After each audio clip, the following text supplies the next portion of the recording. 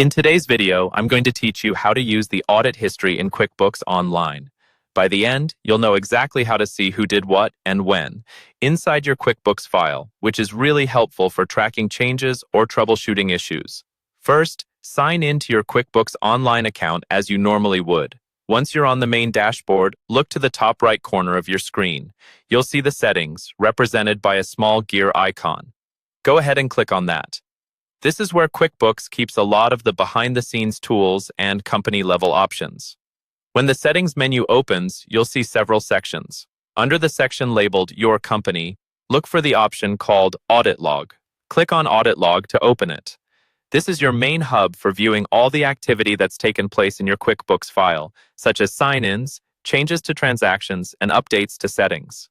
By default, the audit log might show a long list of events, which can feel overwhelming. To make it easier to find what you're looking for, we're going to use the Filter option. On the Audit Log page, look for the Filter button near the top of the screen and select it. This opens a panel where you can narrow down the results. You can filter the log in a few different ways.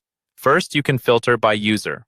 This is useful if you want to see actions taken by a specific person who has access to your QuickBooks, such as a team member or an accountant. Next, you can filter by date. Here, you can choose a specific day, a range of dates, or one of the preset options if you're looking for recent changes. Finally, you can filter by events. This is where you choose the type of activity you want to see, like deleted transactions, invoices, or other specific actions. Once you've set your filters, select Apply. The audit log will refresh and only show the activity that matches the criteria you chose. This makes it much easier to quickly locate the changes you're interested in. To dig deeper into a specific event, look for the History column on the right side of the list. For the event you want to review, click View. A detailed breakdown will open, showing exactly what was changed, when it was changed, and which user made the change. This information is especially helpful if you're trying to correct an error, understand how a number changed, or maintain a clear record for your internal controls.